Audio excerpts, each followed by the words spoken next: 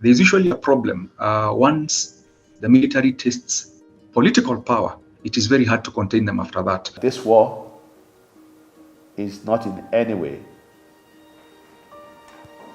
going to leave Sudan in a better shape. There is nothing that war can gain.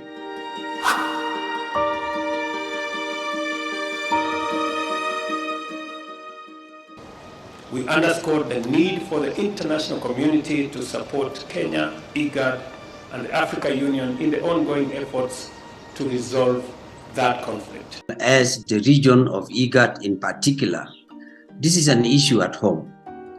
And if we can understand ourselves as brothers and sisters, there's no need really for any external interventions in situations like this. All parties must put the interests of the Sudanese people first, and that means peace, a return to civilian rule.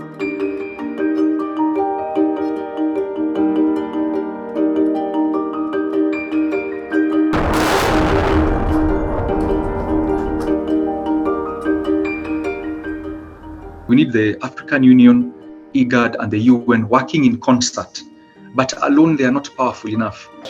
We are working with all stakeholders, engaging with the people of Sudan through different groups, working with the political parties, and working with our partners on one condition: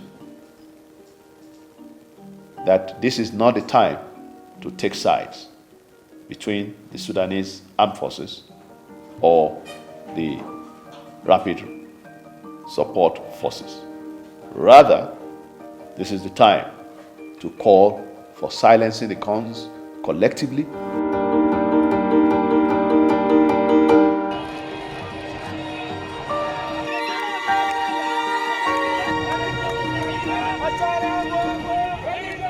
If the RSF and the Sudan army are still fighting, the civilians are going to find themselves caught between a rock and a hard place. So for now, their voice may be a little bit muted. The economy of Sudan was already in dire straits before the conflict. So we're talking of the whole of Sudan, the people of Sudan, having to face crisis upon crisis. What you can say is double jeopardy. But upon a cessation of hostilities, if the hostilities can cease, if the ceasefire can hold, then civilians, using the old platforms that they had before and reviving the framework agreement, they can now relook at it and find their way, find their voice.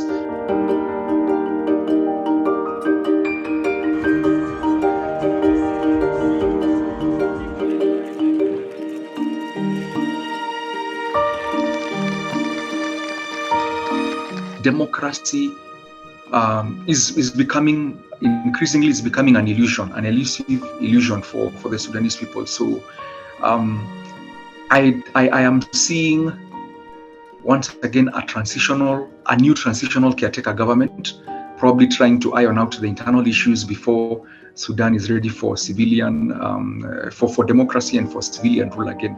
That will take a bit of time from where I sit. Because only a political process that is inclusive of all Sudanese-owned parties will help in solving this crisis